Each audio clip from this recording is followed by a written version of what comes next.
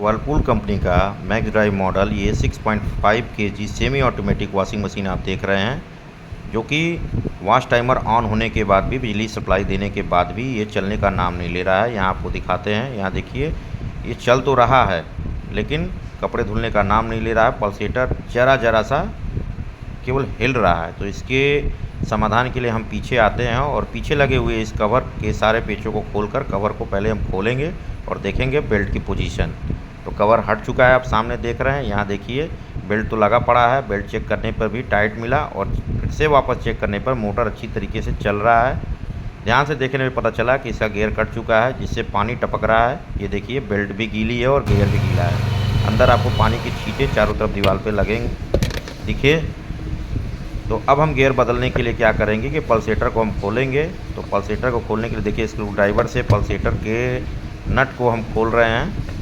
आप टामी गुटका से भी इसको खोल सकते हैं, बड़े वाले पेचकस से भी खोल सकते हैं, जिससे भी आप खोलना चाहें खोल के पल्सेटर को आप वापस निकाल लीजिए। तो यहाँ देखिए पल्सेटर निकालने के बाद इसके अंदर गंदगी है, इसको हम बाद में साफ़ करेंगे। अंदर ड्रम भी गंदा है। अब हम वॉशिंग मशीन को लेटा देंगे और बिना नीचे वाली बॉडी खोले मैं आपको एक तरीका बताता हूँ जिससे आप गियर को आसानी से निकाल लेंगे। यहाँ देखिए पानी अंदर था जो मैं दिखा रहा था। तो यहाँ बॉडी मैंने पूरी नहीं खोली, नीचे वाली जो पर्पल कलर की है, सिर्फ 13 नंबर का एक रिंच लिया और गियर में लगे हुए जो ये पुल्ली या चक्री आप कहिए, इसमें जो नट लगा है उसमें फंसा दिया और चक्री को घुमाते हुए नट को निकाल कर, ये देखिए पहले मैंने इस पुल्ली या चक्री को निकाल लिया। अब इसके बाद गियर जो बॉडी में इन पेचों से कसा हुआ जो मैं दिखा रहा हूँ, यहाँ देखिए चारों तरफ इस तरीके से लगे हुए हैं, उनको खोल के निकालेंगे। तो स्क्रू ड्राइवर की सहायता से बारी बारी से, लगभग इसमें 6 पेच लगे हुए हैं।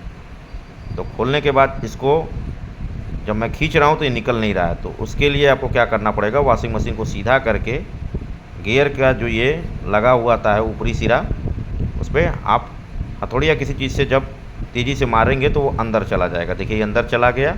अब यहाँ देखिए गियर अंदर गिरा पड़ा है, इसको अब हम आसानी से बॉडी के बीच में से निकाल लेंगे। तो यहाँ जगह चूँकि था, मुझे अंदाज़ा था कि ये बिना पूरी बॉडी खोले ही गियर निकल जाएगा, तो आसानी से मैंने निकल लिया। देखिए निकल गया बाहर। अब हम मार्केट से जाके सेम टू सेम ऐसा ही एक गियर बॉक्स ले आए हुए हैं। ये देखिए ये नया वाला है और बगल में पुराना वाला। तो जैसे खोला था वैसे ही हमने क्या किया कि पहले पुल्ली को निकाल लिया। पहले हम गियर बॉक्स को सेट कर लेंगे, उसके बाद पुल्ली को सेट करेंगे। तो यहाँ नए वाले गियर बॉक्स को बैठा देते हैं। चलिए, वॉशिंग मशीन इस अवस्था में अभी भी लेटी पड़ी है।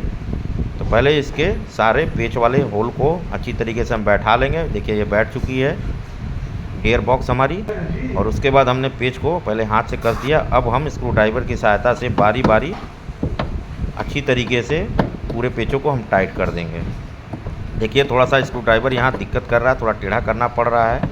आप चाहेंगे तो बॉडी के बाहर जो छेद बने होते हैं इस साइड, इन छेदों से भी एक बड़ा स्क्रू ड्राइवर डाल के इस तरीके से कस सकते हैं। देखिए बॉडी के बीच में से मैंने डाला, अब गियर कस चुका है। अब हम क्या करेंगे, पुल्ली को कसेंगे। तो सबसे पहले आप जान लीजिए पुल्ली में सबसे पहले वाशर जाएगा, उसके ऊपर एक छोटा स्प्रिंग नुमा वाशर है जो पेच को कसे रहता है, उसके बाद हम कसेंगे। तो यहाँ देखिए हाथ से फिट कर लिया है जैसे मैंने बताया था वाशर, उसके बाद स्प्रिंग वाला वाशर और नट।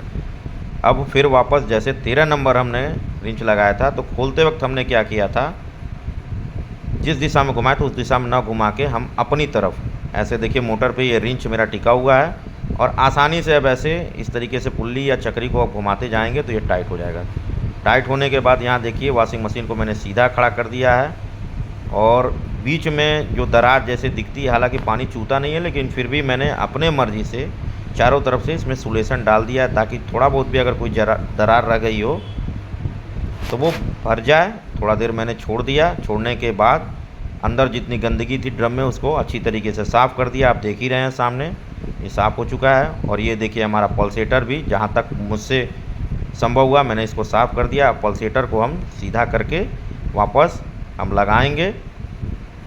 तो यहाँ देखिए मैंने पल्सेटर को बैठा दिया है। अब स्क्रू ड्राइवर की सहायता से उसके पेच को हम कस देंगे। तो ये बड़ा वाला स्क्रू ड्राइवर लगा के मैंने इसको कस दिया और ऊपर जो कवर या कैप लगा था उसको भी बैठा दिया।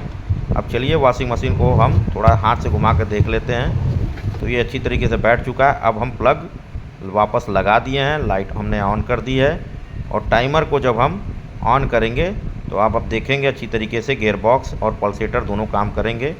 पल्सेटर मूव करते हुए आपको दिखाई देगा। यहाँ देखिए ये खाली अवस्था में चल रहा है, आप कहेंगे कि इस पर लोड नहीं पड़ रहा है। तो चलिए इस तरीके से चेक करने के बाद हम इसमें पानी भी भर के चेक करेंगे, वो भी मैं आपको दिखा देता हूँ लोड लेता है या नहीं। लेकिन उसके पहले हम जो है पीछे लगे कवर को बंद कर दिए और उसके बाद पानी भर दिए हैं।